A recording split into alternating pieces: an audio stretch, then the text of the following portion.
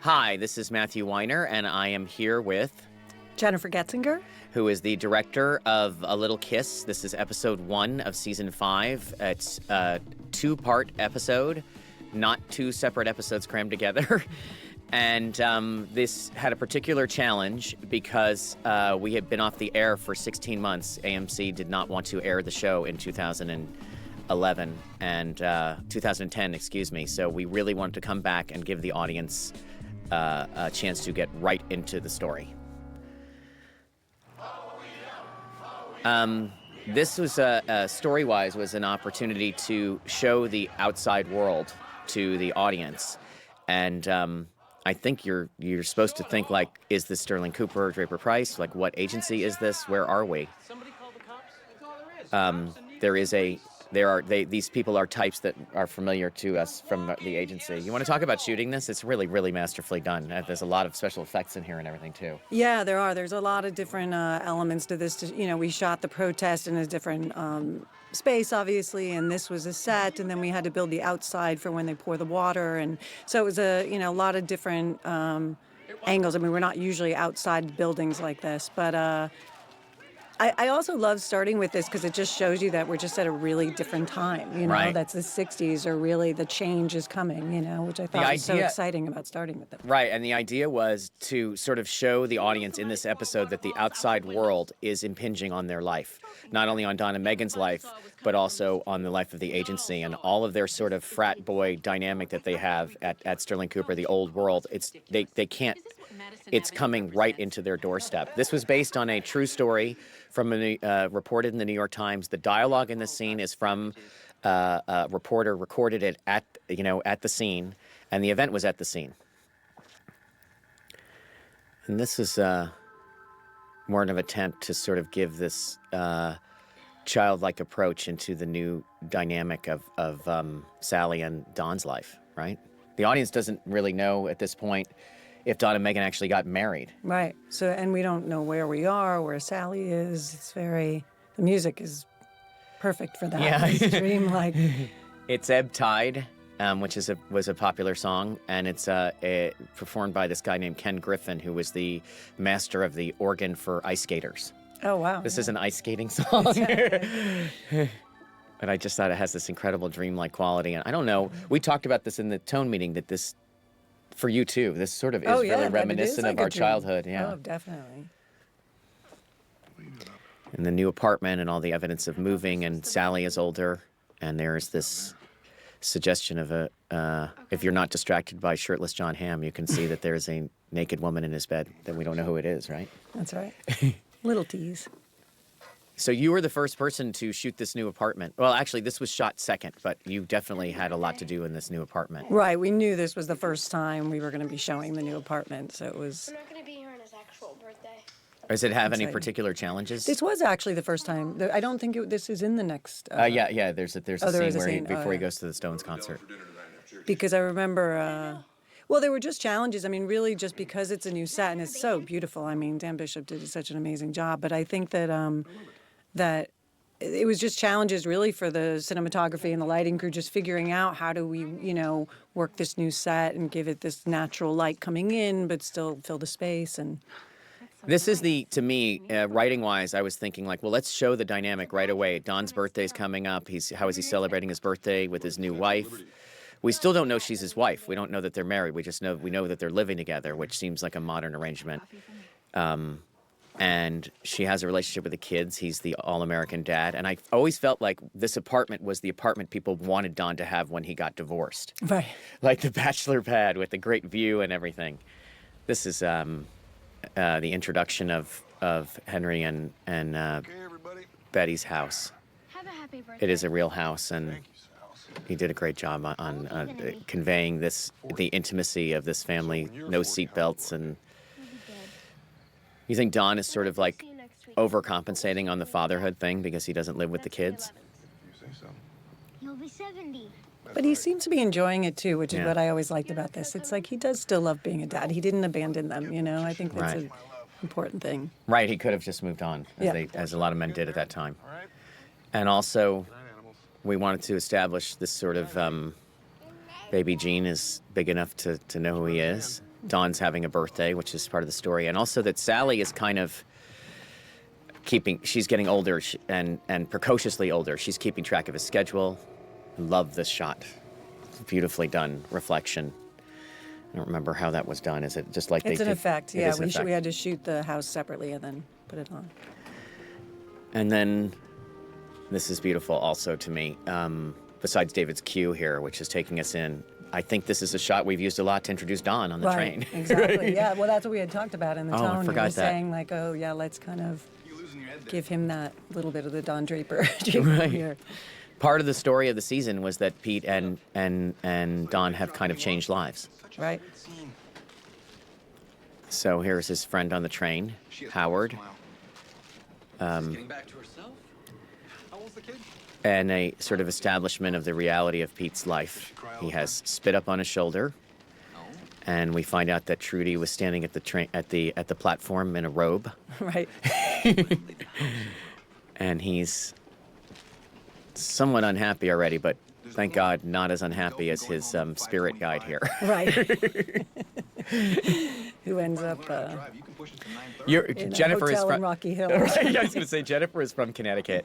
I went to college there, and I think that there was something about driving all the way to Rocky Hill that was actually the perfect location. Yeah, exactly. It's a shout out to the people in Rocky Hill, but you have to know that you are not often a destination. Howard, get emotional again. And I love that that's just the one cue that he's gone through this before. Don't get emotional again. Like, Right, this is right. something that Howard does. Howard probably cried to him at one point. Probably did. But there's this substance to his conversation, which is that, yes, it's my wife doesn't understand me, but what it really is I go to work every day, and my wife doesn't understand that is not my life. That is not my free time. Right. And I think Pete's struggling with that. This idea with the cards and the little table, the cardboard that comes with it, Bob Levinson told us that they did this on the train and how much it cost. And it's one of these things to me that it's just a little coda on the scene, but it's one of these things that just gives the show the meat. Oh yeah, it's so authentic. So David gives us a little entrance music, and you have this great reveal of Caroline sitting in the wrong place for people who keep track. And Roger's secretary's in Don's office, right? Right. So the state of the business is, as it was at the end of last year after the Lucky Strike letter, they are small. We know they got a little bit new business, but they obviously don't have a staff, and that's going to be part of the story of the season, is them growing bigger and Roger bankrolling everything out of his pocket just because he doesn't have a client anymore. Right. That's how he's sort of keeping his relevances. Right. He pays her to be his secretary. He pays for the ad. And then as the season goes on, he pays for 10 or 15 things. Until finally he says, I'm not paying for it. I love this shot. I do. Wasn't there some issue? We were worried that standards and practices might Yeah. not let us show a Oh, baby's yeah. butt. I was like, that is just too weird to explain. This dynamic with Joan and her mother, you're the first person to work with Christine and Christina. Right. I love coming back, and we knew Joan kept the baby at the end of last season, and now here.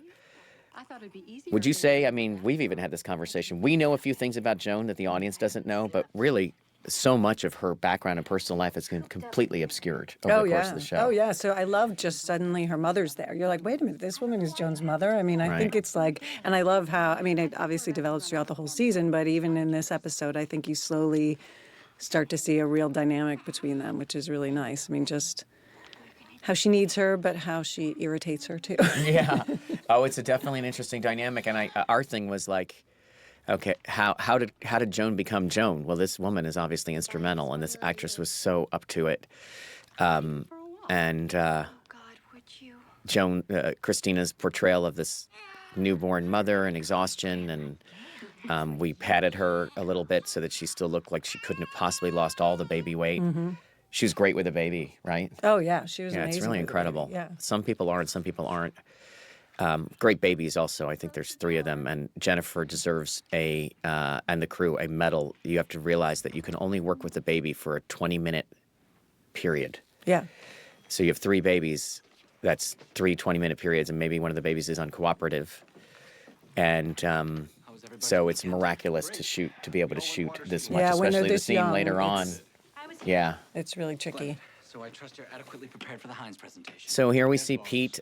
Also worth noting, Vincent gained a bit of weight for us. Has Don signed So up? that we were part of his story was that he was obviously in this suburban malaise, and we also made his hairline recede throughout the season. He is a hair growing machine, but he allowed us to shave these patches of recession into his head, which made a big difference. This is the first time we hear Mrs. Draper, and really makes me laugh. And Pete is incredibly frustrated. Pete has low status, even though he has all the accounts, right? Right, right. Not my calendar. Clara! The sound work that you're hearing here too is that there's less we had less extras, right? We did everything we could to sort of make it feel like empty. Yeah. Oh, yeah. Because they've had to let some people go. That's why Joan says they have to share the secretary. It's like times are a little tough. Right. As we find out from Lane, too. He's kind of, Right. throughout this episode keeps mentioning how they can't spend money. They can't spend money. They're expecting money to come in. Yeah. They've gotten some work, but they can't spend any money. And here are Mr. and Mrs. Draper.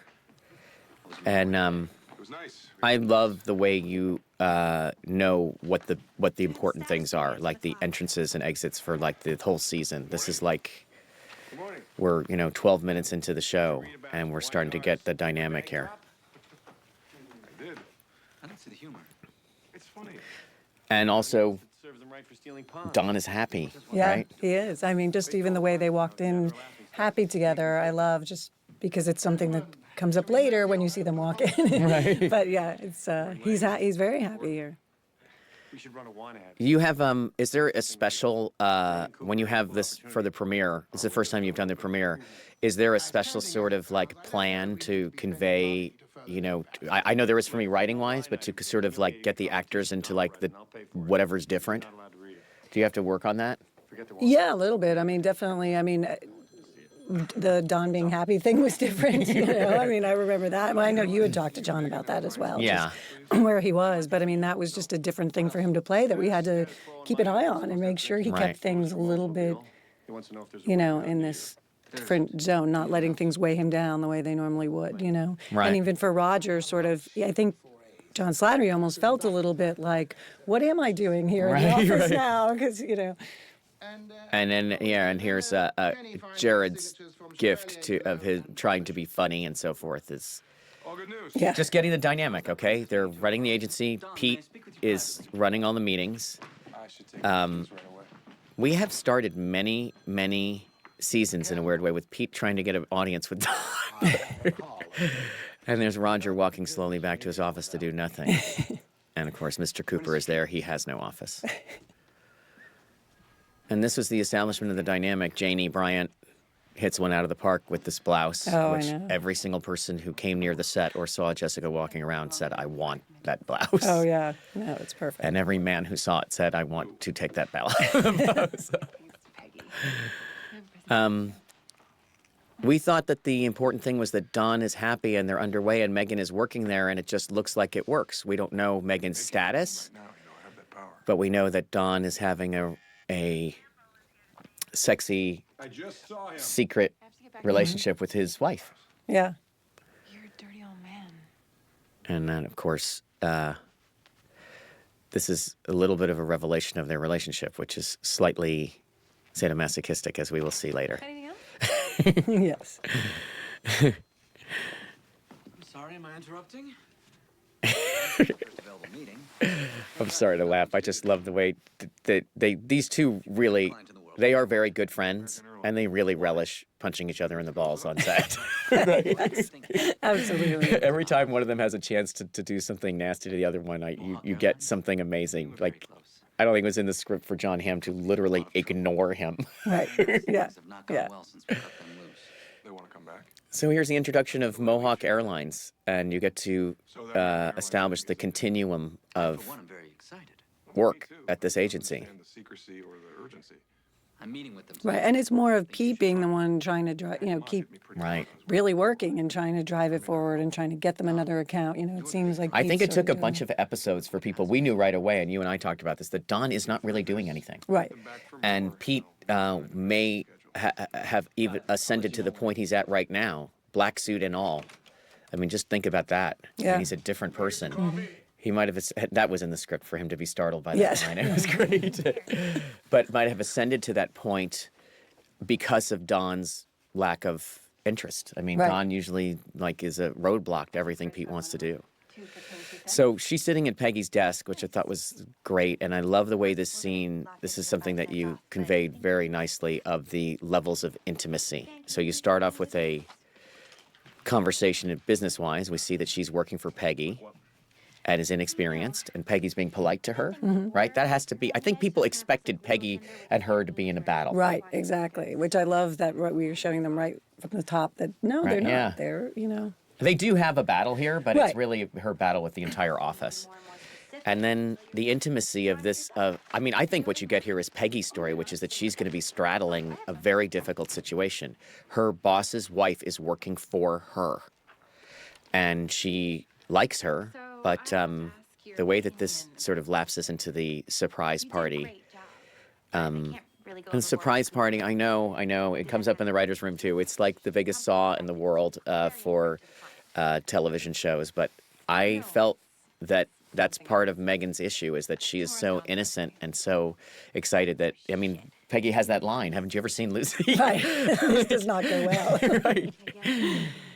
But of all people to give a surprise party to Don Draper. Yeah, is Don Draper's like- not the guy. This list of his friends, this was such a, and they had a great sound effect when she crosses off the coupons, and then it's here again when she's crossing Oh, I know. off Duff. We just took the same sound effect and repeated it because Right. it's so decisive. It's so Right.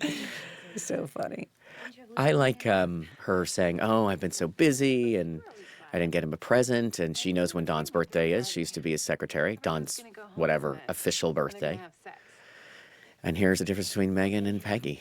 Megan is like very confident and I don't know how to say. I always felt that I wanted to show what Don loved about her, but what I was really interested in is this conflict of the white carpeting, which we'll get to, which is that Don loves Megan, loves his secret relationship with her, loves his external relationship with her, but does not want the office to impinge on that. Right. And the idea that the office is this place that is getting invaded and invading other people's lives, not just the Y&R thing coming into their, but inviting work into their home, into their relationship, is something he doesn't want to do. He's in a kind of fantasy land about it. Great chemistry between these two also. Yeah. And the exhausted mom, Joan, and there's a lot of very sort of God, that apartment. You've had to shoot this apartment more than anyone, I think. Yeah. And it's a tough one. The color is tough. It's beautiful and appropriate. It's probably dated at this point. Which is Joan- still good though. Right, mean, yeah, I think doesn't she have the doesn't- time yeah, and the- exactly. yeah. And she's a very 50s woman. I don't think she's gonna really branch into that. But almost every compliment the mother gives her is underhanded. Yeah. And of course, Joan's relationship with work is going to be one of the stories of the season. Right. And they need me. I'm not saying you're not important to them.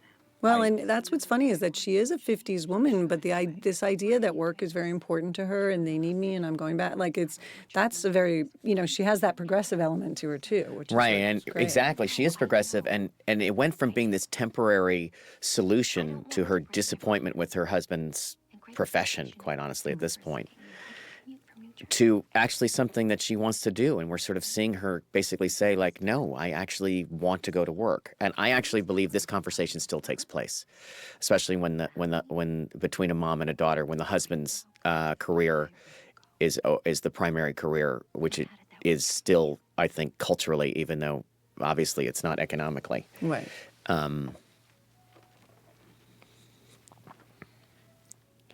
And the strange thing is that because of the way the babies are, we use them as little as possible, but they're in a lot of the movie. So here, Roger has seen Pete's schedule, and Roger is trying to justify his existence. And I love the return of Henry Lamotte from Mohawk. and Roger acting like he's in charge of everything.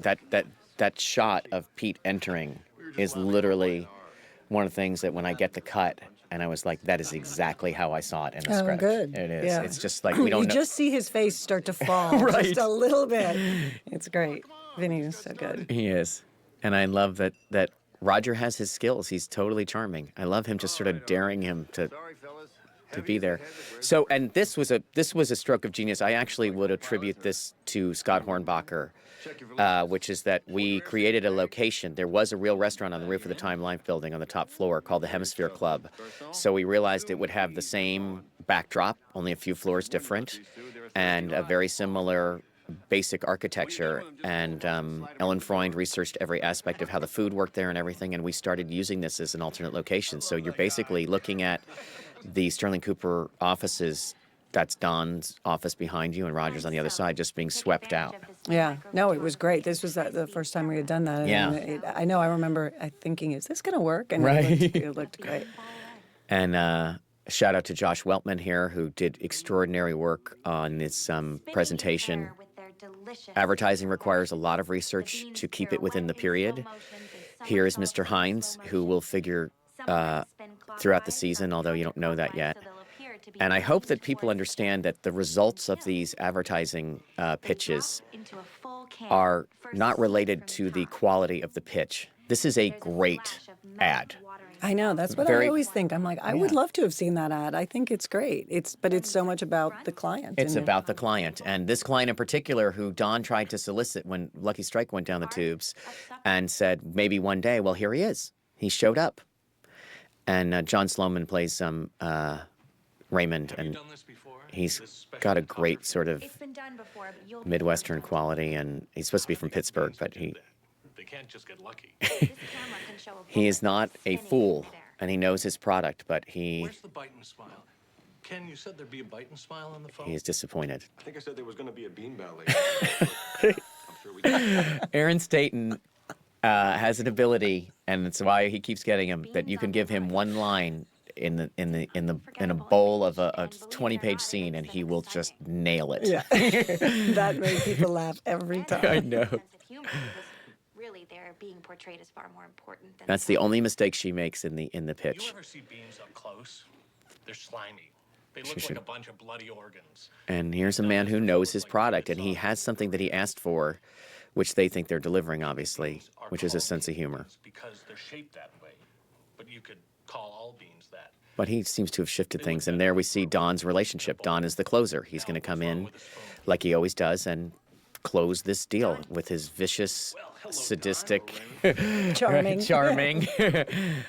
He will create an insecurity in the client and just force the guy to take it. TV is going to look like this. And the twist, of course, and Peggy, by the way, presenting by herself.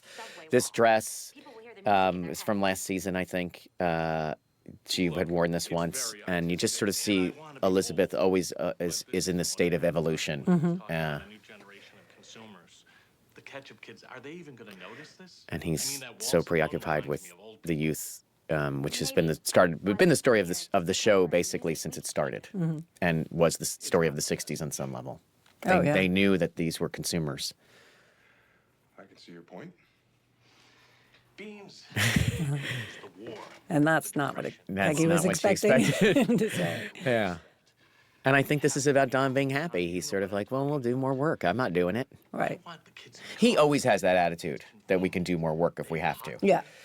But there was But this- he kind of didn't try to push this at all. right, He really, and he had approved this and everything, and make a bean scene, hot dog, all this stuff. I mean, you have to realize we're doing an entire campaign, and Josh will get the photography down, and this one in particular, I think that he had the slogan for and everything. Sometimes I work backwards from a slogan, which is not real because I'm not really in advertising.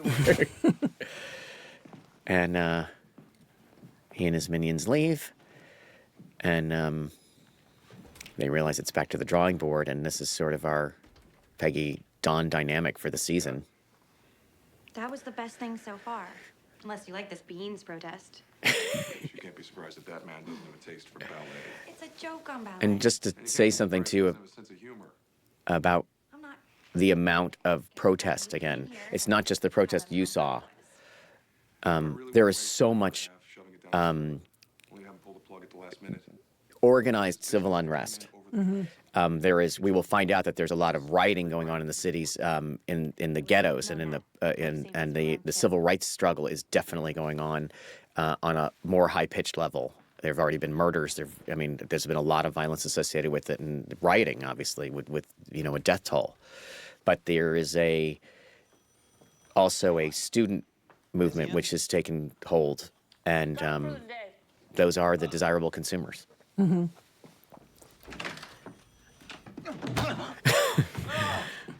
This is a big effect for us. Yeah, really. Big stunt. I've never gotten enough of this column. I don't know what it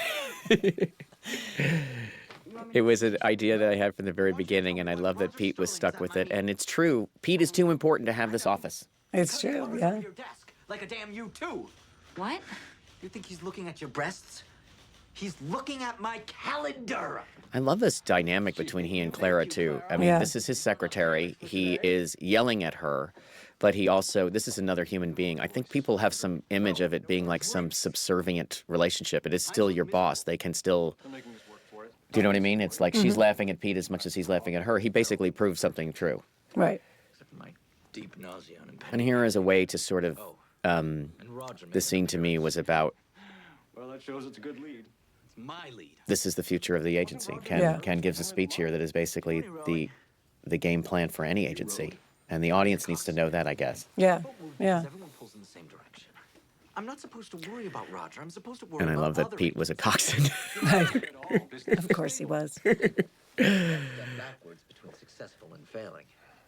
There's a lot of conversation about success, which I think I knew. I mean, I know I knew it. I think that we talked about it when we were doing the tone meeting, that I told you that this is what the season was about.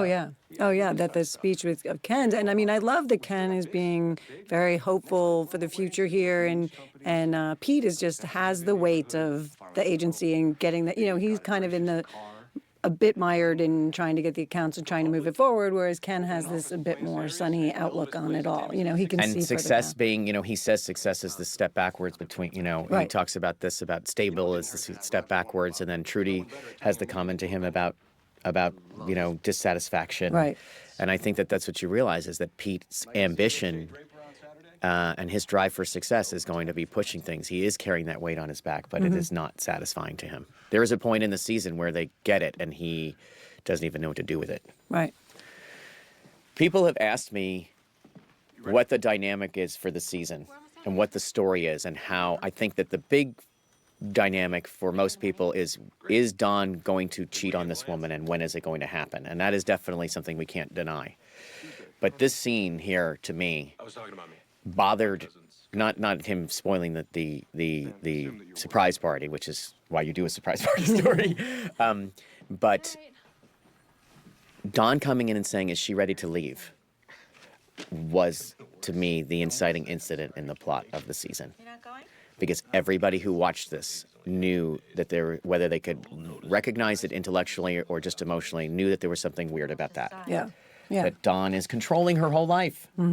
And she is happy to have it controlled to a certain point. But he Right. married her and fell in love with her because she was independent and forward-looking. So, Ideas, open your own. and here we have Peggy checking in on who Don is and what's different about him. Right. Right. Yeah. She, of course, sees it more than anyone. No, it concerns We all laughed about this in the writers' room, and I think in the tone meeting too. Not this joke. This is a great joke. That's Mike Saltzman's joke. Tickets to the ballet. I love this. No, there's no substitute for beans. Bean No, joke. but I remember laughing in the tone meeting either. Also, at like Peggy basically saying like, I am, he's patient and kind. I don't recognize him. Yeah. And of course, the audience thinking she's in love with him, and that's why. This set is the first time we see Pete's house. The set is reminiscent of the Draper home. It's not an accident. Yeah, which I love. Yeah. Walk home from the station, but And I love her coat of many colors and a tiny thing that was improvised here. He actually pats her on the bottom when she walks away, and It's a home the minute you walk through that door. their relationship is there, but he is, eating cereal alone in the kitchen. An acre of land, a wife, a child. Allison comes in for like 10 seconds a show, right? And it's always like, Oh, I know, and it's always amazing.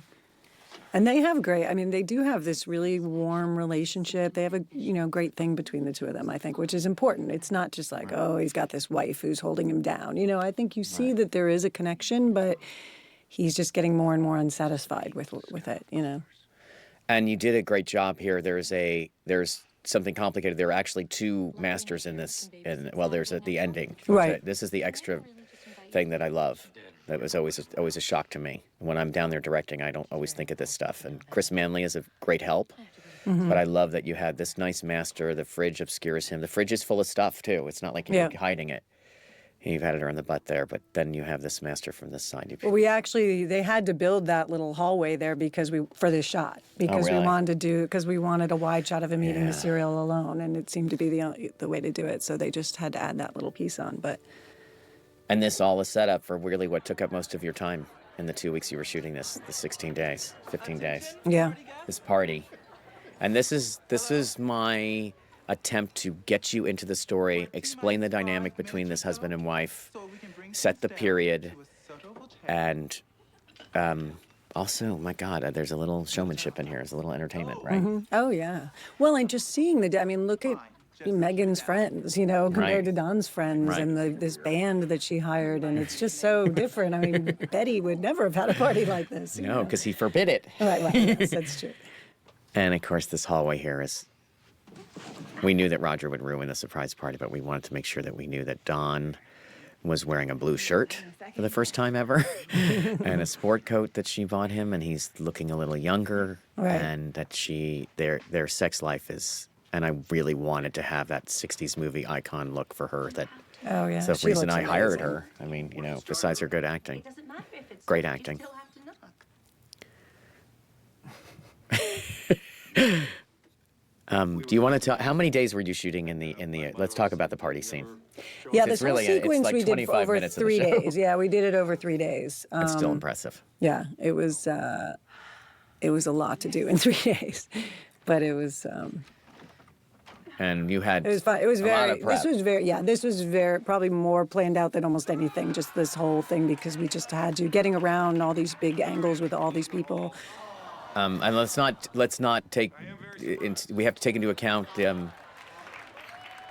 a set that is people have not worked on that much. Also, Oh yeah. like the lighting and the Yep, camera it was a crew new and how to move set. it around, and we're trying to preserve the carpeting and. Oh yeah, that was the all- thing too, the white carpeting and having crew moving around on white carpeting. And there is also a dynamic which we are very lucky on the show that our regulars standing around being extras in a lot of this. Oh yeah, And I mean that's- that was something I know the ADs talked to them about right from the start. Like, we're going to need you as much as possible. There were times where we had to schedule around where we couldn't have someone because Right. of something, but for the most part they were all prepared. Like, look at Peggy in the background back there. Right. They were all Yeah. prepared to just be extras whenever we And wanted to put them in, which was whatever great. you want to say, professional background actors, they are used to not talking and behaving, doing a repetitive motion and so forth, stuff like that. And these actors, when they're not talking, they leave the set. Right. And so I love seeing Abe here again, and this joke to me also about them talking so insensitively. And of course, Vietnam is there. There's an actual sailor. I mean, I want to thank you for excluding Joe. our crew, at Sterling Cooper is too old to be drafted. Right. So it's really even as young as those people see. And here it is. It's like, for me, also, like, what is the dynamic of this man with this young wife? And we know Don doesn't like this. Yeah. We can't, even though Yeah, I he mean, was so genteel about it. I mean, look at the two of them standing there. They almost seem like they, crashed the party or something. And party scenes are really, really tough because we've been very lucky that we write stuff and convey that feels like a party. A party is not people screaming and like dancing all over the place. It is a lot of standing around and kind of like awkward socializing, and and there we see that Megan's in her world and Don's in his, and Harry is in some other world. Trying to be Yeah. young and hip. Yeah, it's very, very appropriate to his department, and Janie and I always have fun. It's not you. And And- his new glasses this Oh year yeah, are great. Rich just commits to all of it. He's obviously very gifted. That is I think that was like an improv. I think it think was a that joke. was yeah. like when we did, when they Yeah. were waiting for action. I think they did Right. that. It was very funny. Yeah, it was funny. And here we have these little pieces of conversation, which these are all separate scenes, and Jennifer sort of designed a great shot for Pete to pass through this like that. It's really nice. Roger, I didn't know you They, the camera crew executed the shot. It was amazing. And everyone kept saying, that's really kind of a crane shot. Like, you actually need special equipment for it, but they made it work, on our regular dolly. And there's people smoking dope on that balcony. And let's talk for a moment. Beautiful, but it's very loud. Blake McCormick, who runs post-production, and the people at Zoic, that backdrop is just incredible. The technology in that has changed so much, and they really, we fixed it up a little bit afterwards. There is a plane in the sky at one point moving. There is a flicker. It is the perfect view, which Dan Bishop and Chris Brown got, by compositing pictures. There's no non-period buildings in it, and it just adds this New York glamour to it. It The doesn't. fact that we can shoot it, I mean, it's very rare that you can shoot a backdrop like that. Like, Right. normally it's like, oh, you need shears in front of it or Right. something to obscure it. The fact that we actually can just shoot it just shows the quality. And here's something that I'm proud of that we do on the show is like, who would be at the party? Everybody. Go get 'em. Ken and Cynthia, all the relationships of these young people on their way up, and they're sort of straddling their two worlds also. And the work party. I mean, honestly, I really wanted to have fun with that. Not just Peggy. It works Right. both ways. It's Megan showing her private relationship with Dawn to everyone, and Dawn, and then everybody is sort of showing everybody's bringing the wrong thing into this thing. It's like, how do you yeah. separate these worlds? We're about to see Peggy can't do it. Right. This is, Great party. You got a great spread here. I hope everyone has had this experience in life, not just me. And again, I've been Peggy and I've been Dawn. Right. We do the Heinz pit. But I guess you know that. And I love Jessica's look on her face there. She knows, like, you're ruining the party. Yeah. There's the sailors back there. And by the way, there's also an anxiety about when the clothing changes this much. I love their intimacy here. Yeah. When the clothing changes this much, you really don't want it to look costumey. And we Right. really were using, like, home movies and everything again. And you sort of see, like, Peggy's in the right period for her, what she would wear. But you're seeing some things for the first time on this show. Go-go boots. Oh, yeah. Thank you all for coming. Janie does it in a very subtle way, and like I said, Don's wearing a blue shirt. And Claudette, just who is the set decorator, besides Ellen Freund, who and her team, which populated this with all kinds of props, from like making the M&Ms period correct. Oh, yeah. Amazing. And this is a song that I knew could never get out of my head, and it just felt like it's French, and she could do a sexy version of this little girl song,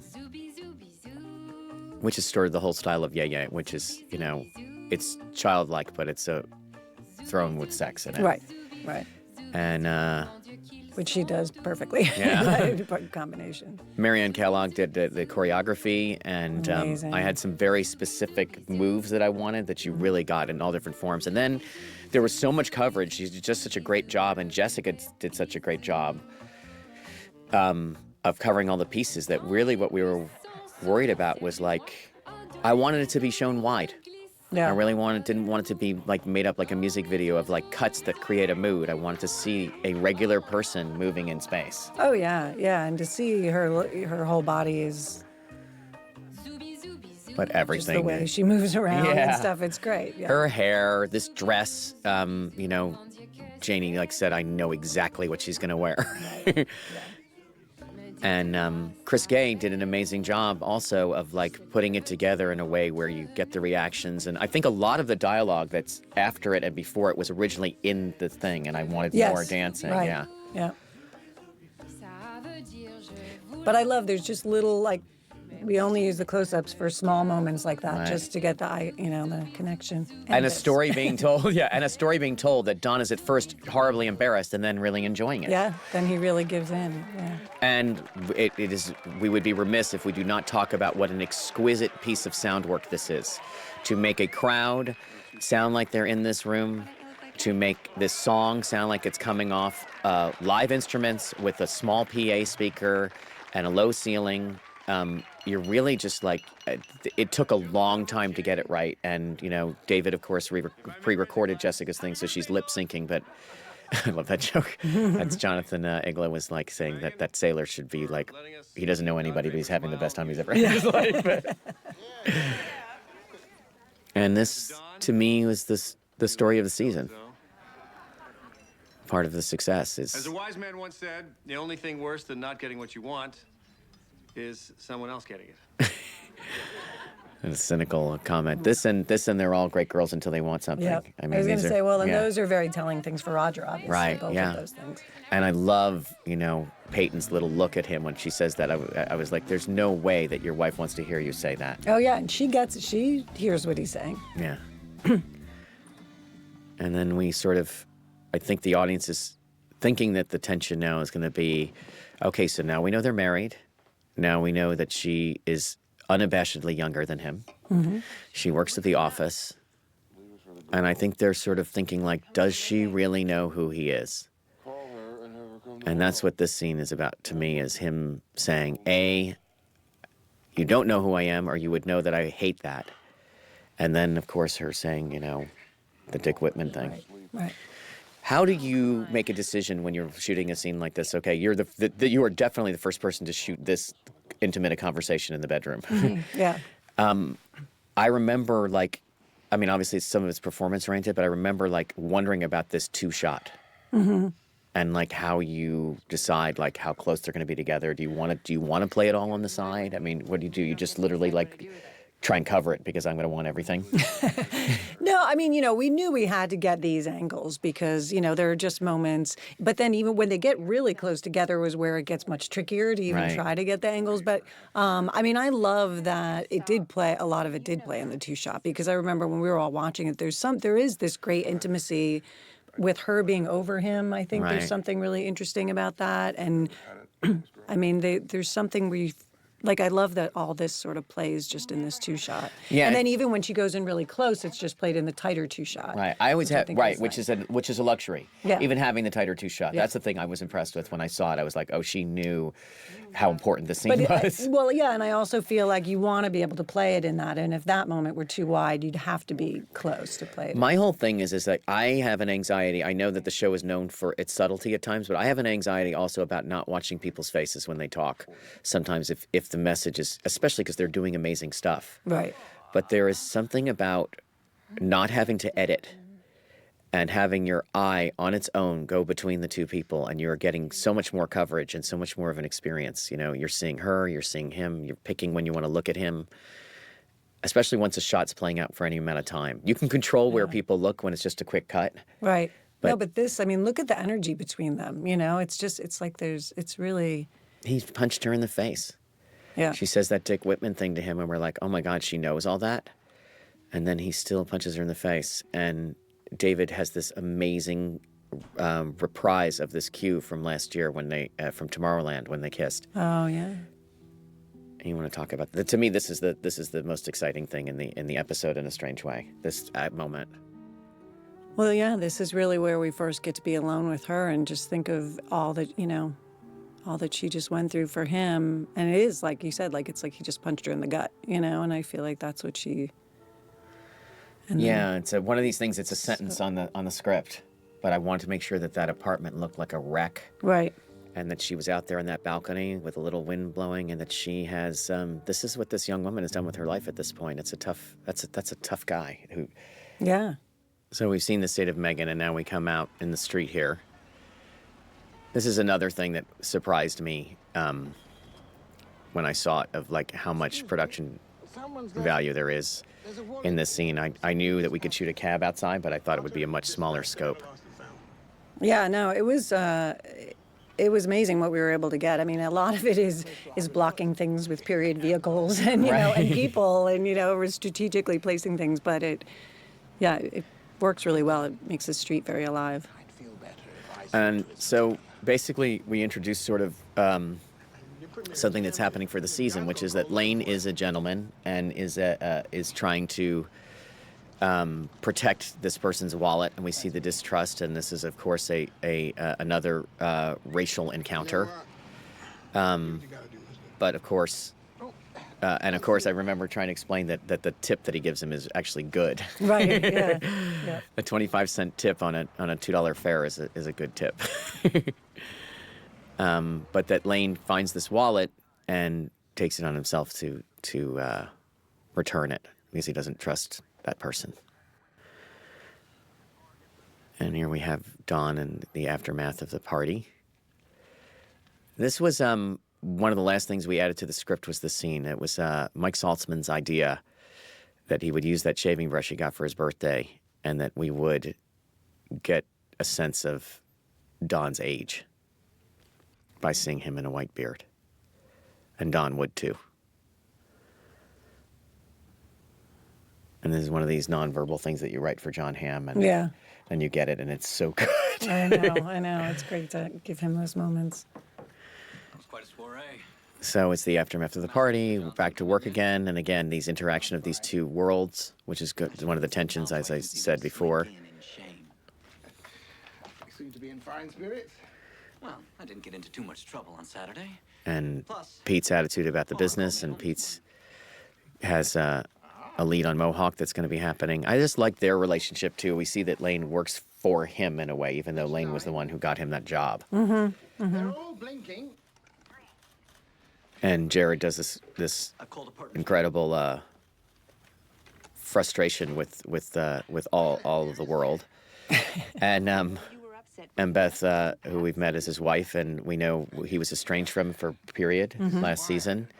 Now back in his life, we saw her at the party. We see that their relationship's good, but we find out that he has a bit of a problem, which is that he is having financial issues. Right.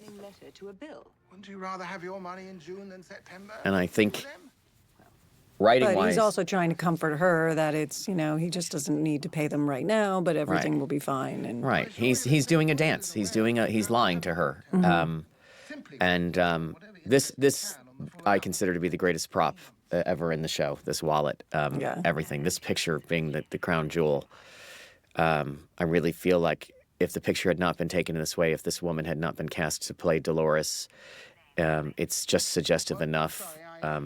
The clapboard behind her, the vacation feeling to it, the signature on the back, the way it's worn, and then the rest of the wallet. People don't realize that we had to put all those elements together, like find the wardrobe for her, and actually that the background was put in Photoshop afterwards. Like we just shot her against a white wall and then put that in, and the props did an amazing job.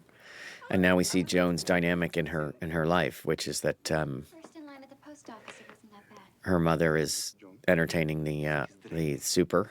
Turns out it was a lemon. Overstepping her, well, that line, I don't know why, it just reminds me of various people's moms, including my own. And Joan's protectiveness of her child, and her mother basically taking control of her life. Right. I want him to hear. That was just rude. But I was going to say about Lane, there's a bit of the way the story enters there that sort of is the dynamic for the season, which is that he is lying about this financial problem and trying to calm everybody down and trying to be the responsible party. And then this picture comes out and there's an opportunity for a window opens into another world, a fantasy world, something more satisfying.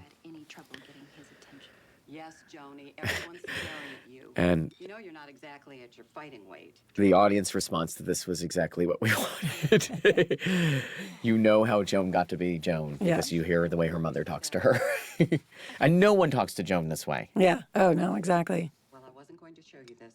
This is a plot point that sort of fell into our laps, but the idea that they had done this joke ad was always the way that they were going to end up with, the ending of this episode. But the idea that we wanted Joan to be worried about her job and to come into the office with the baby was always there. But the idea that we could use this ad Yeah, it's perfect. was really just one of these things where it looks like that's how it was planned, and it just sort of worked out that way. And then, of course, we wrote it in. Very painful for me. Megan Draper just invited me to her party. At the very last. And their conversation about Megan, too. We learned about a lot about Megan. People can't, Trudy said she's very impulsive. Right. And everyone's wondering, why she invited everyone at the last minute. Right. And she's the queen of the office. Decisions for you.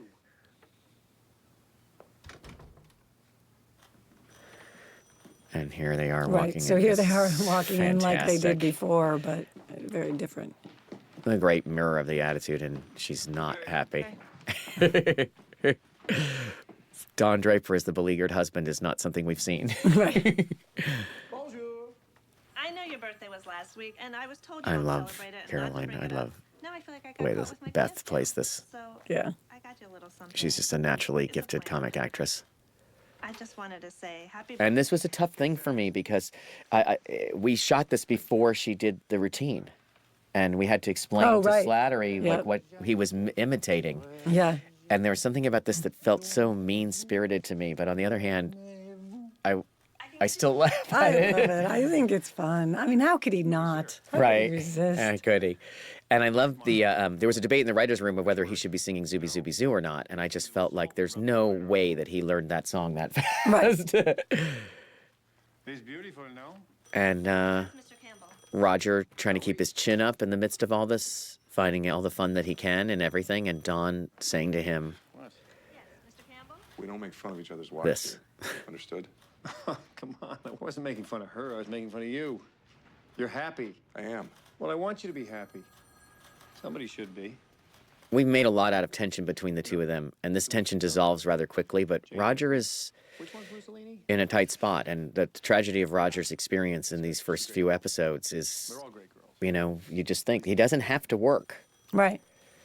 But he needs to be relevant. And Right. obviously he's not getting satisfaction from his What, did they stop? home life. So Right. where is he getting it? And they're all great girls until they want something. That is the real issue of independence. It's so condescending. And There's using the that was a column. great shot. I saw that and I just laughed. And the fact that they're moving makes it so much better. They're literally like, they don't know that he can't see them. And getting them all here. This is a lighting challenge, a blocking challenge, a shooting challenge, and it was really pulled off of Pete holding court and telling Roger not to smoke too. There's another issue of dominance here. So, Now this problem is serious for Roger and for Pete. What do you know about that? That's great news. Roger thinks he's responsible for it. I don't know. All I was thinking is that I bring Henry and Jack in here to this very gathering of individuals, but I have one question. Where are they going to sit? This dynamic, this is about Pete demanding to be recognized as being You gaze important. upon the cement column and think, yes, And success for me and my company dwells here. here you have these, this has got to be fun to shoot something like this. Oh, yeah. Because it's not that meeting. Fine, we'll have it in my office. This does not involve you, Roger.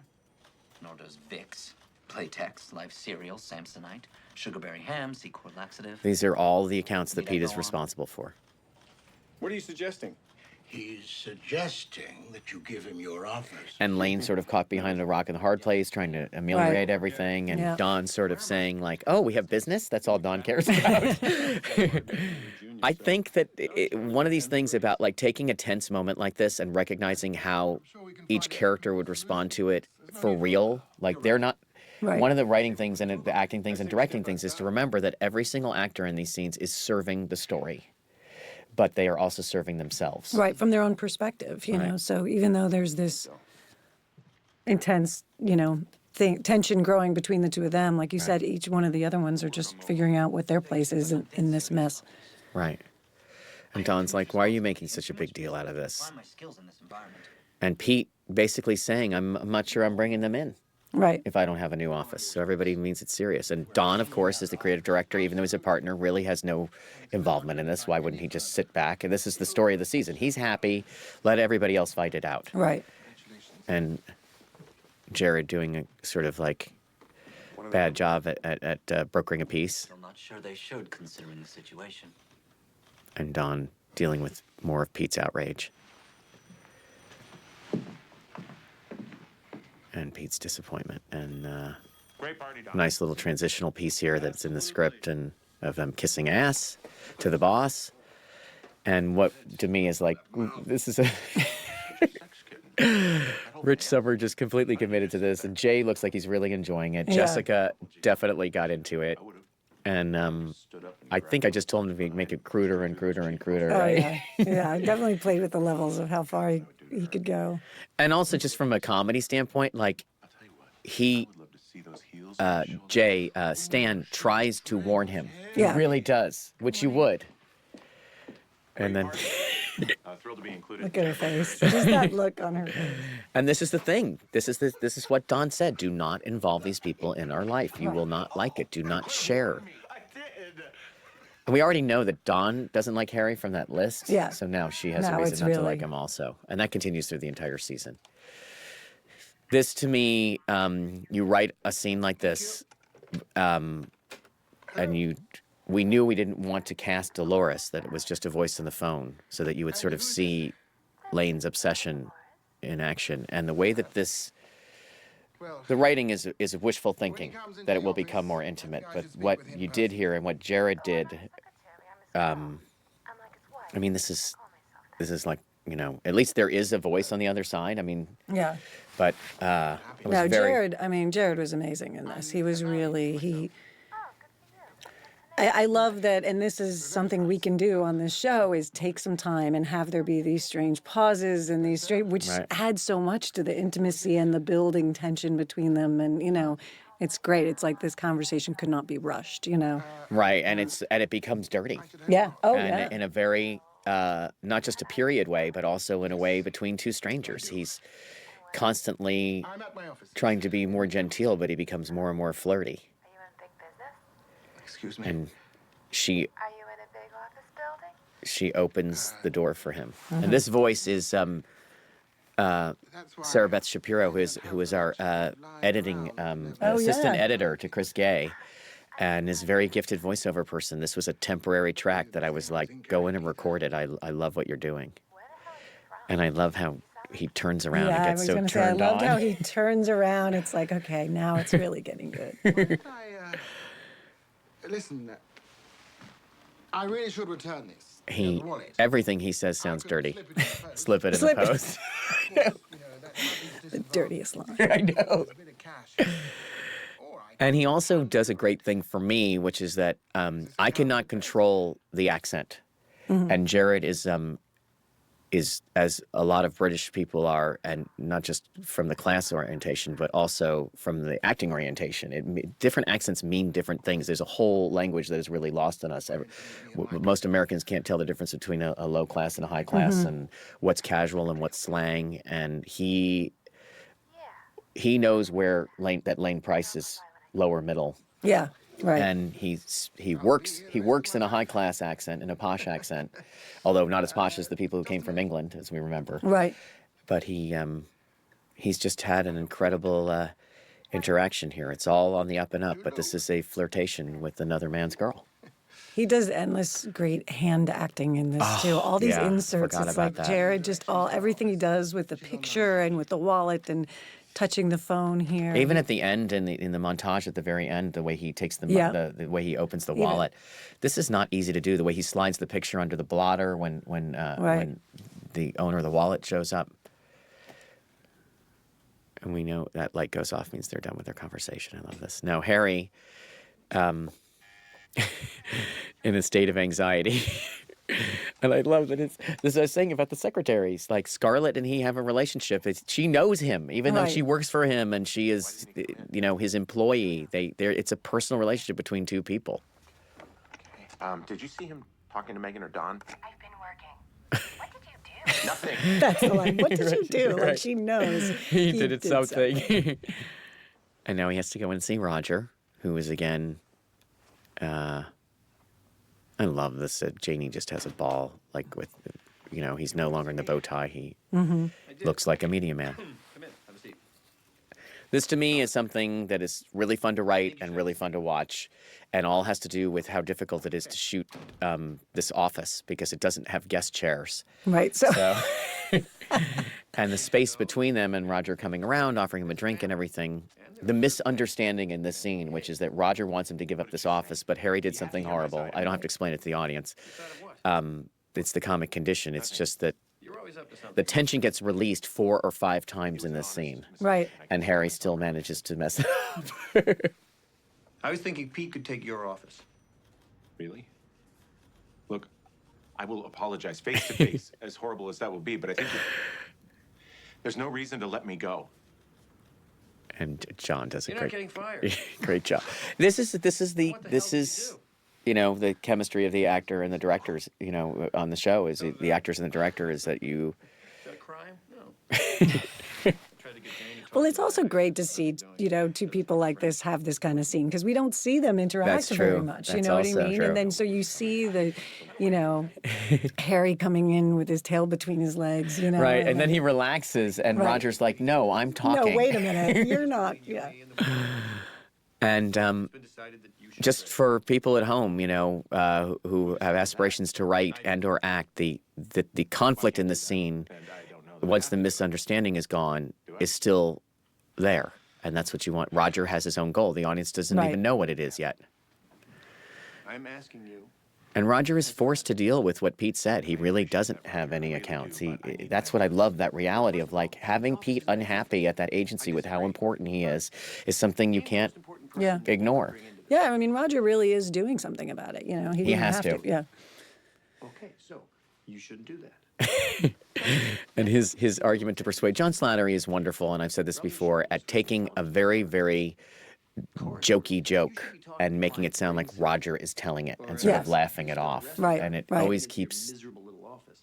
But I do. I come in here almost every day. And Harry's really stands up for himself. Support beam. Yeah, he does. No.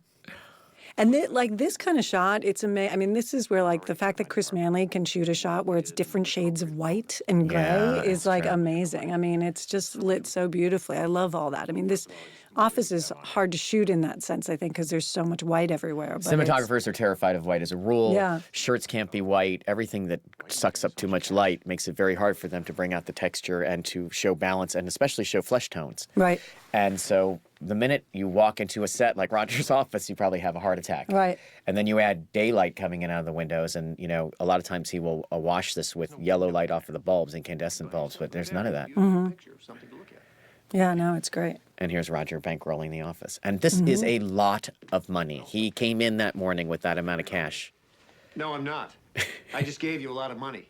This is a transaction. And if you don't like it, we can have the conversation you thought we were having. And I'm usually resistant to a joke like this at the end of a scene. Get out of my office, but Right. it really felt like how Harry had to leave there. Yeah. And Rich is walking in front of the glass too. Yeah. You You just know, see his little shadow go by, right? his image. But the way he walks too is. Yeah. David sort of sets this up as like there is story afoot, and no one helps her, Right. and Janie really, really hitting it out of the park on what Joan would wear. This is an evening dress that she has worn to the office to show off how good she looks. Can I help you? Her first appearance. And I love the idea that no one really, you know, they're not such good friends that everybody was on top of her with this baby and paying attention to her Right. life. She got pregnant. She probably worked until like 3 months before the baby was born, and she's been gone since that. And that she does have a terror that she's been forgotten. And then there's this incredibly insolent receptionist. No one mentioned a new girl. I guess they needed someone up I love the way that she does. She's so oblivious. Yeah, and she just gives away way too much information. Right. And she also is socially very appropriate, but completely rude. Right. Could you just help me with the door? She comes off as someone who is actually Oh, he's not that intelligent, which is not true of the actress. Right. Even Joan wearing gloves. I mean, it's Oh, yeah. very, I love that. And I love this little I know a girl who address to Megan, you know. Oh, yeah. How different is the agency from the first episode of season 4? Yes, absolutely. And it's quiet, and there's Clara, who has been. She actually exits into Joan's office, right? Right. I mean, it's. Yeah. This woman is really on top of her.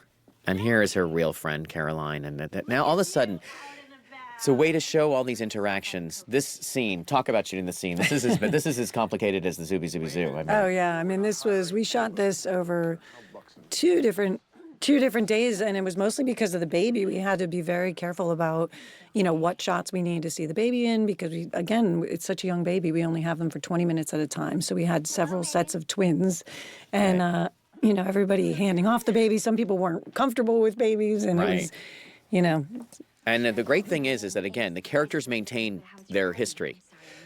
Megan is in a bad mood because Harry humiliated her. She sees Harry. He scurries off. He's terrified, something that he's still going to be paying for that. And she doesn't want to go over and say hello to Joan. You can see that. She's not in the mood. And she does a great job of that. And of course, here's the tension, to me, where is this relationship going, right? And Joan just says it. Right. And Don looks happy. He looks like he could be open to it. We don't know, I'll say what I said when you left here. This is not a good excuse. And I love Don and Joan's relationship, which will play out during the season also. She is comfortable with that man. He knows who she is. He knows how important she is. She has to feel better about her job right away. Oh, yeah. And these two really are friends and professional friends. And the last time we saw them at the end of last season, she doesn't want to hold a baby. Let's get back to work. I have more than ever, thanks to you, Joan. Good. Oh, it's so small. Yeah, there she goes into Joan's office. How are you? Well. There's my baby. And we know it is his baby, but of course he's talking about Joan. Roger. We find out what their contact has been. This is what's, the challenge of the first episode is I don't want to spoon feed the audience. I want it to be up and running, but there is exposition that needs to be gotten out. And it's great to sort of, I think, at least cleverly, reveal what the dynamic is between everyone. Yeah. Oh, yeah. That is a fake cigarette, in case the audience is worried. Yes, it is. Real baby, fake cigarette. Yes. Mr. Price, Mrs. Harris is here to see you. I've got him. Caroline, I need you to make dinner reservations. Right away. And as you watch the season, you will notice that quiet in that office, you will not hear it again until episode 12, probably. There's no one there. There's the desks are empty. Just stopping by. Anything I should know about? He's so glad to see her, but we don't know. We don't know if she's been replaced either. I mean, isn't that attention for the audience also? Oh yeah. We know that ad was misleading for her, Right. but we don't know. Yeah, we don't know what the state of her job is at this point. I will never miss an opportunity to show Peggy and Pete, remind the audience the fact that these two had a baby together. What's that? Oh, it's Joan's little boy. They had fun with this also. Yeah. That's darling. Would you please take him and give him back to Joan? Do I suddenly appear to be wearing a skirt? Spectacular party. All the social graces being observed. Megan's dying inside. And then this is an opportunity for us to see what Megan's made out of. It's very good. I love the way that she sort of She looked good at 9 months. let's Peggy have it. Tell her what? Did she look terrible? Seem to say whatever's on your mind. Is something wrong? Again, Peggy navigating both worlds here. Yeah. And Peggy's a good person. I Yeah. think that she feels horrible. I know you thought you were the only one working this. And Megan seeming a little overwhelmed. I think if you did that and you witnessed Harry doing that, you would be shaken. That's what you said. Oh yeah. And I think that part of what's coming out of Megan is obviously not I had too much to drink. aimed at Peggy. You know what I mean? Right. It's coming. Yes, she's annoyed that Peggy made the comment at the party, but it's obviously she's upset about the whole thing. And this was a tough scene because I wanted to make sure that Megan wasn't, this is our introduction and this is kind of the biggest scene that she's had Yeah. so far in the show, including accepting the proposal, everything. This is her judging that world. It's her independent voice. And I feel like she's both a little girl that's had her feelings hurt, but also she's saying the truth. That office those are not people that you want to share yourself with. I don't feel Yeah. well. They are No, very exactly. cynical It's- people. Am I allowed to go home? And she has to ask permission from Peggy to go home, which I think is also interesting. I'm so sorry. You were right. I apologize. And we have to be worried that, as Peggy is, that she even asked about it, about Dawn. She really, has this emotion been expressed to Dawn? This scene is really incredible to me. It must be fun to have these two together in the scene and have such a big piece. And you want to talk about shooting this?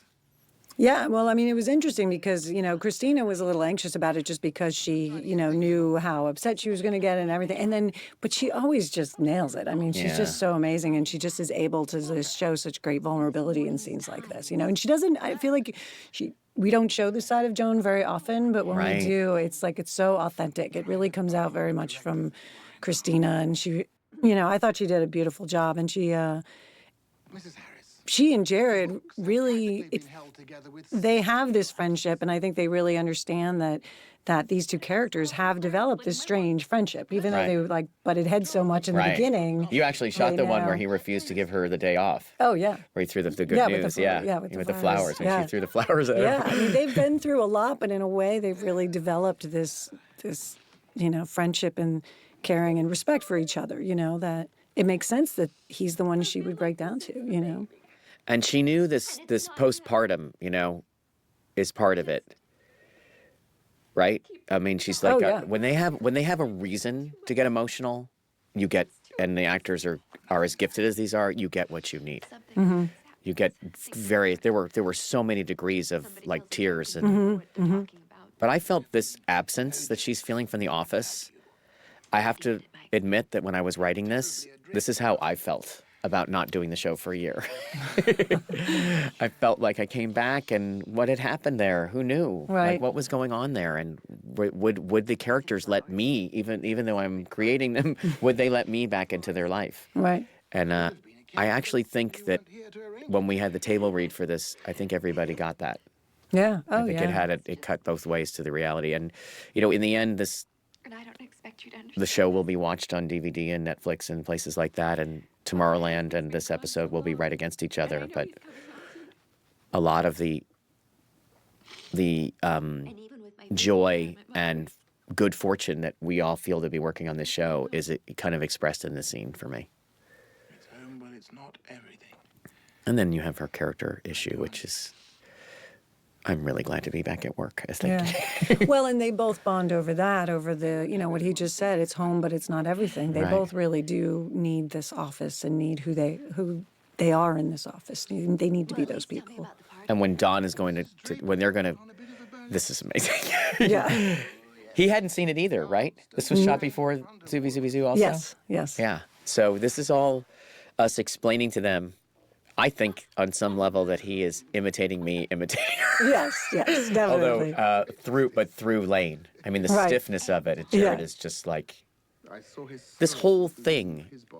This creation of this character is a character. Jared is so unrelated to this man in so many ways. Physically, he's you'll see him in other things, I just love how that delightful stiffness. It's very endearing, too. It's earnest. Oh, yeah. He's very charming in a awkward way. Right? So that baby's been passed around? Yeah.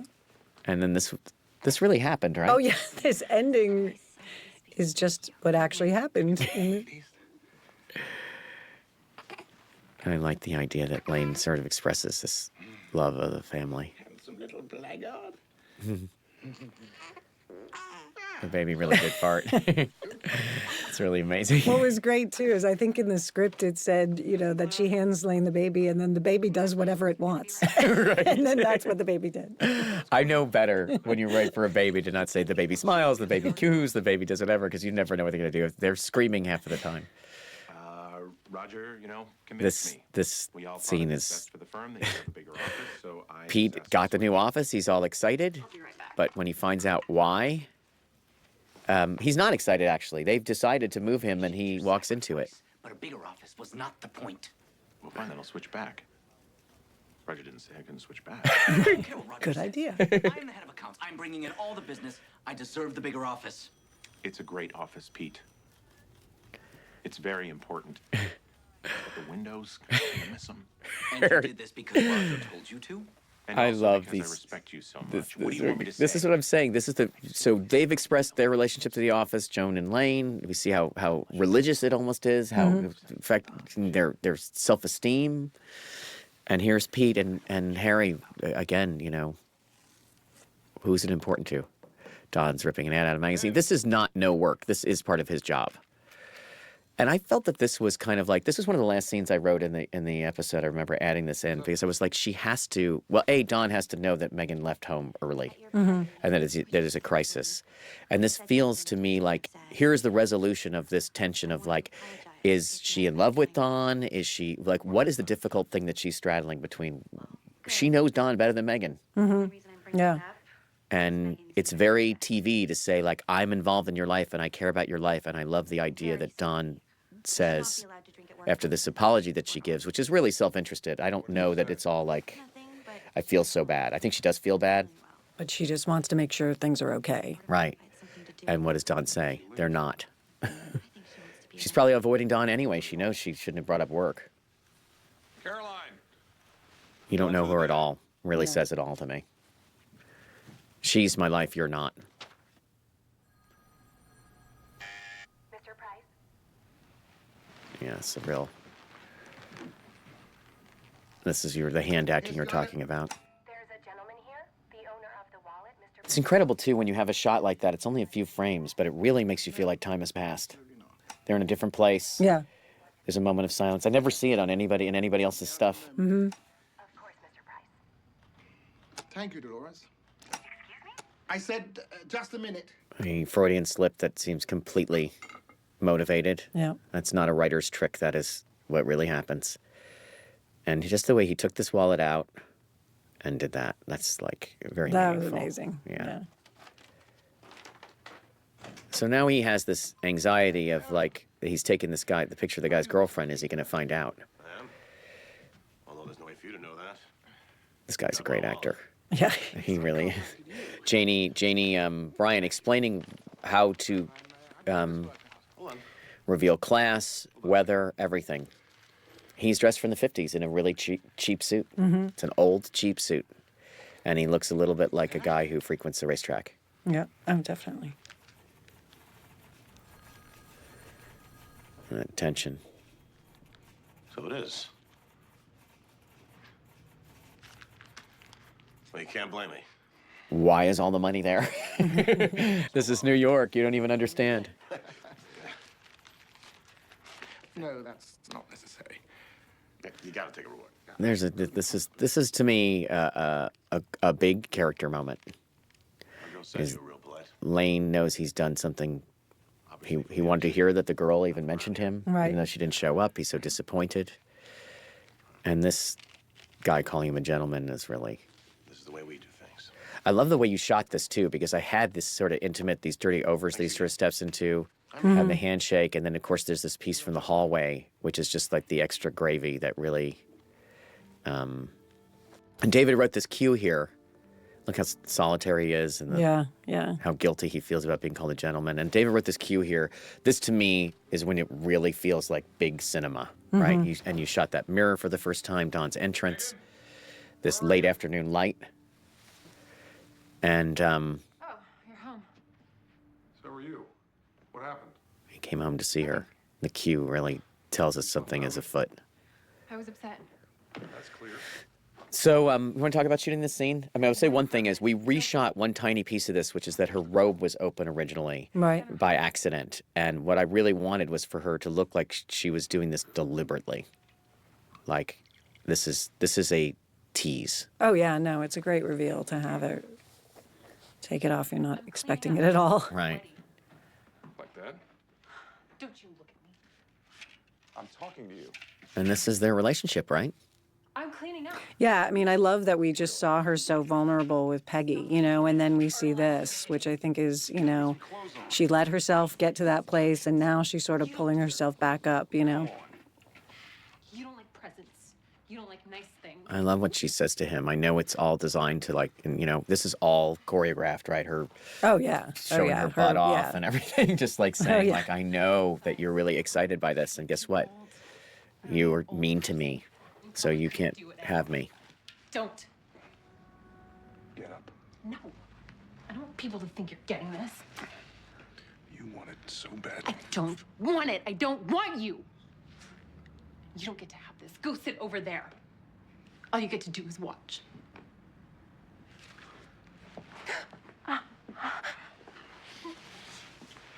So they're making up.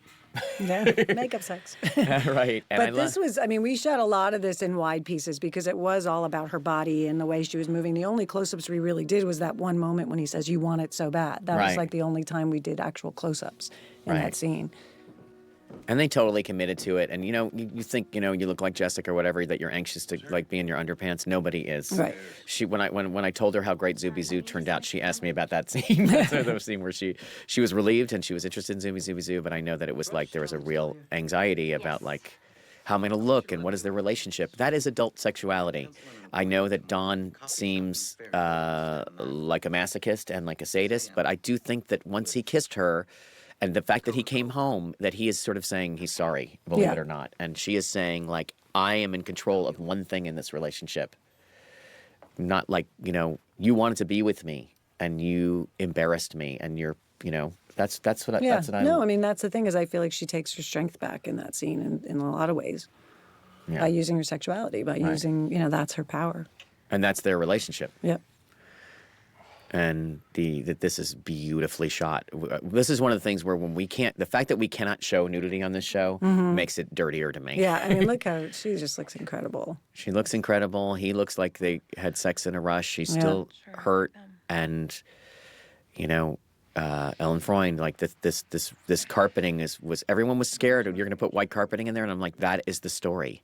The story is that she let those people into their apartment. And she let those people into their life and see behind the curtain, and they ruin the carpeting. They ruin, you know, they're affecting their relationship. And maybe the most shocking thing that's said in this episode is when, I mean, Don says, "I don't care about work." Yeah. When did that happen? I know. So happy we got to show that pillow. I like it too because she explains the two worlds she's in. But I wonder if maybe it's not a good idea. There you go. I wonder. Yeah. I want you at work. Again, this played in the two shot and it also played in the singles, but there was something this shot to me because of the way she looked and because she really seems still hurt, and then she does this great transition into like reality. Yeah. Yeah. Just because you see white carpet in a magazine doesn't mean it's practical. It's beautiful. Well, I've taken a lot of pictures of white carpets. You have to have 4 or 5 on hand. The reality of, you know, reality impinging on the relationship. Like you saw white carpeting. This is really what This it was is what like it living is, with yeah. white carpeting. Weren't you like terrified the whole time about making the carpet dirty? And then we went and we like, is there a special piece of carpet under Yeah, them we that had to made? put, Yeah. this is the dirty piece of carpet we put on top. And I also thought like her youth, like there's a petulance to it. She doesn't seem actually strangely quite as childish as Betty Draper at her worst moments, but she definitely seems like someone who really loves him and does want this to work. Oh, yeah. And then you did it. You talk about this montage. It's really, really artful. Great cue, first of all. Yeah, yeah, really great. And well, it's fun because we sort of play with like what you had said originally is it's almost like we're playing with, oh, here's our ending montage, which of course then it goes into another, Right. we actually have another ending scene, but just tying them, all these sort of little coda moments for each one of our characters together. Yeah. And you get so much in them, but I also just like you know, there's no coverage in these things. Yeah. You just like, this requires the director to have a plan that sees just enough. Oh, yeah, there is Yeah, coverage. we I guess. did one piece, and we only did that for that last moment of him alone. But yeah, we tried to only do the little pieces when we needed to. Right. This has the insert of the wallet, but I just love the way it all plays right here. You see that that is not easy to do what he just did there. Yeah, Take he that just money out, barely show us showed just the it. picture. Yeah. Yeah.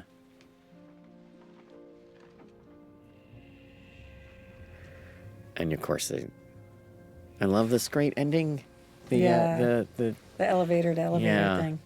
He's finally gone to sleep. she said that the vibrations Mm-hmm. help the baby. I love seeing Joan in her glasses too. Mm-hmm. No, It's like this a is little fun. tiptoe. And this was sort of the iconic behind Don's head shot, but now here's There's two of his, them. you know, Ah. with her, with him this time. I did not know that. It gives me the chills. That was the idea of that. And this shot, there's something about the sort of choreography and camera interaction, just the little pans here. This is not slow motion, and it really feels like it. Yeah. Yeah. This little look she gives, and the way her makeup and her hair and the dress is, and the way he looks, they are, and of course, the office is filled with African Americans. They're all here responding to your hilarious advertisement. Oh. Is it just me, or is the lobby full of Negroes? They saw the YNR ad. Roger tries to make light of the situation. Right. I love that you get everybody's political stance here about what's right and what's wrong, and some people are just pragmatic about business and that right there, Cooper. Look, what world is that woman living in? Go away, the men are talking. Right. I mean, Then we interview them forever. They'll go away. That is not a solution. the partners are having a conversation, I don't know why we can't just hire one. Because we're not hiring anyone. and I love that Pete is We can't have is one worried every day. about the firm, but Pete has no political problems with this. Mm-hmm. What is that? And there's We're on the movie cam. It's a resume. 1960 to and what is going to bring an African American person into this office? Shame over a practical joke gone bad. Right. That's the Just- only thing that's going to make them move forward in that Right. sense. I'm positive. And she had to walk through that office with that. And this song was a song that I wanted to use, and we laid it in, and it literally fit with all the cuts so strongly that I couldn't even bring it in that loud right away. I don't know what it is, but part of it's the way you did this last shot, and obviously a lot of it's the song also. I feel as dark as this whole thing is, as like ugly as it is, that this is their insincerity about moving forward. The hope that is exhibited in this with the song and the people presenting their resumes, it makes me very emotional. Yeah. No, I know what you mean. I mean, it is like, look, the future's sort of being pushed on them, you know, and like you said, it's pushing in from the outside, you know, Right. It's coming. And I also love the words because it's, you don't have to say you love me, just hire me. It was an incredible job, Jennifer. This was like, this was a thank you. feature. I mean, it's a Thank you. big undertaking. Well, it was so thrilling and exciting to do this two-parter that we did. It was really exciting. And hats off to Chris Gay, too, for making it all work. Oh, yeah, And he to did a obviously wonderful Scott, job. everybody did. And then also you really get a sense when you watch this. People wonder what the director does in TV, and you can see that someone is running this machinery, and it requires a lot of creativity, and it also requires a lot of trust. And you've been here for a long time at the show, and I really, when I watch the episode, I feel not just Jessica, the new person's trust, but the cast, and this is a very satisfying moment creatively. Oh, good. Thank you. For me, too. Good.